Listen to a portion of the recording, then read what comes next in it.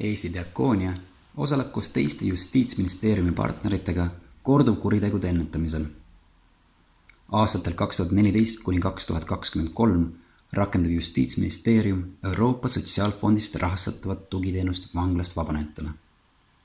Tugiteenus koosneb 2 osast: tugisiku teenusest ja ajutisest majutusteenusest koos nõustamisega. Majutuskeskused ei ole lihtsalt bed and breakfast tüüpi öömajad. Neis korraldatakse mitmeid toetavaid tegevusi vabanenu sotsialiseerimiseks. Vabanenule on loodud võimalused kohtumiseks psühholoogi, võlanõustaja ning hingehoidjaga. Tartu keskuse juht on staažikas vanglakaplan Olavi Ilumets.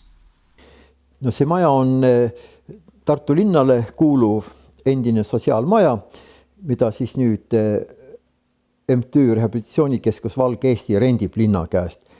Ja rendib ta seda selleks, et töötada vanglast vabanenutega, pakkudes neile majutust, pakkudes neile hingehoidlikku teenust, võlanõustamist ja kõike, mida nad vajavad, et ühiskonda naasta.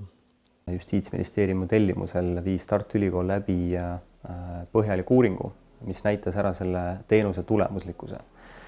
Et kui niimoodi see tõesti pikk uuring kokku võtta, üks peamine järeldus oli see, et mida kauem on inimene teenusel ja see kuude lõikes siis näitas 9 kuud, kuskil seal toimus selline oluline langus retsidiivsusnäitajates. Kujutagem hetkeks ette, kui kinnipeetav astub vangla väravast välja.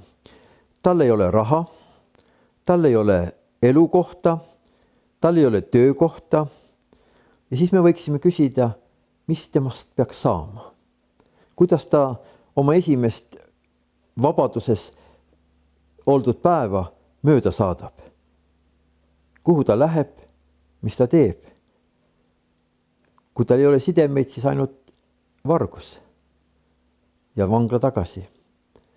Aga tänu sellele, et on selline koht, ta saab siia tulla, tema eest kantakse hoolt, aidatakse tal dokumendid korda teha, võlanõustaja käib, siin ta saab süüa ja need inimesed, kes siin elavad ja kes siit on läinud ka ühiskonda,